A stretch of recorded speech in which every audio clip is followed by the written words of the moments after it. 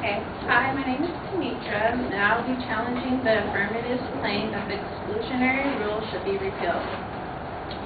The exclusionary rule is basically saying that any evidence found without a warrant may be used in the court of law. The affirmative brings up three claims. One, that the exclusionary rule prevents criminals to be solved, or crimes to be solved. Two, that wrongdoing of police, whether something is guilty or innocent, people can still go free. And three, the only person that benefits is the illegal person. For my opponent's first claim, I would like to say that the exclusionary rule doesn't prevent crimes from being solved. We have evidence where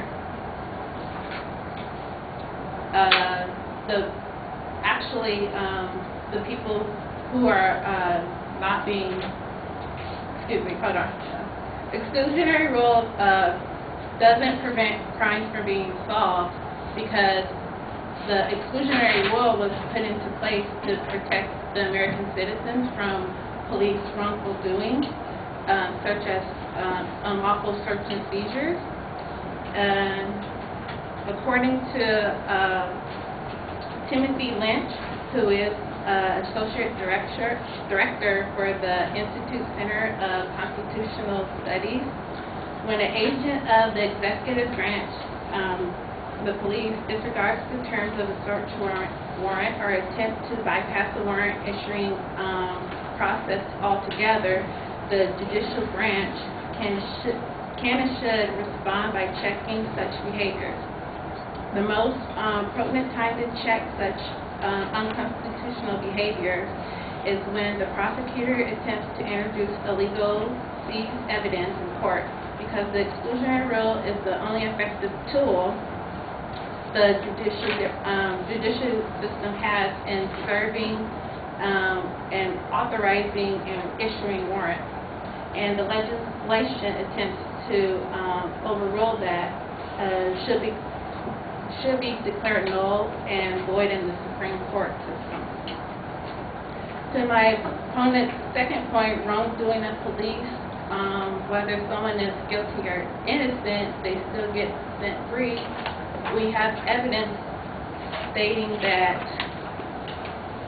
in the National Institute of Justice report, over a 3-year period in California, only 0.79% of all felonies who complained through the state of California over a 3-year period were rejected for the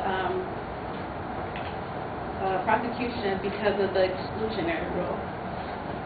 Also, the General of the United States found that evidence was excluded at trial as a result of the Fourth Amendment motion on only 1.3% of the cases.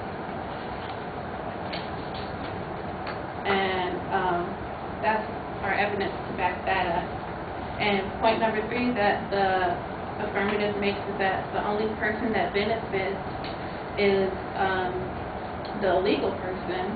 Well, to respond to that claim, the exclusionary rule helps to protect innocent people. In Maps versus Ohio, the police forced themselves into a Maps house after being told that they cannot come in because they didn't have a warrant. The police showed her a piece of paper and said that it was the warrant, but later in court, it was revealed that the police never had a warrant to search her place. The reason they were searching her house was because they thought she was harboring a fugitive. And later they found out that she was innocent of harboring that fugitive. So in Mapp versus Ohio, you have police that are coming in and searching someone's house on what they think someone's doing wrong, when really they're actually the innocent party. So the exclusionary rule helped this person because they were able to find out that the police didn't have a warrant and the person was even innocent of that crime. And to my opponent's fourth point, it's not in the Fourth Amendment.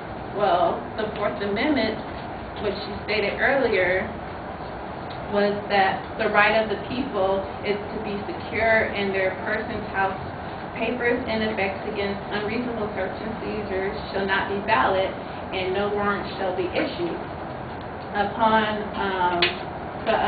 the probable cause.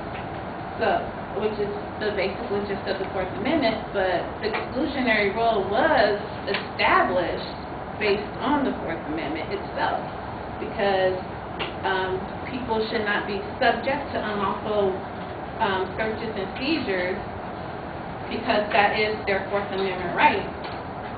And when the exclusionary rule, which was stated by also Timothy Lynch, is not in effect in the state of Ohio, for example, Cincinnati police rarely even use the search warrant. In 1958, the police obtained 3 warrants, and then in 1959, they had no warrants ever issued. And although civil trespass actions were available to victims of unlawful searches, the potential threat of lawsuit had a negligible effect on the police behavior. And the preservative attitude among police officers is that if illegal seized evidence can be used in court, there is no reason to bother with the search warrant application process. So you have your own police officers who are not even getting search warrants. They just think that it was a useless tool if they're allowed to just come into your house and take whatever they want. And so our claim is that this law should not be changed, and any evidence that is found unlawfully should not be valid within the court of law.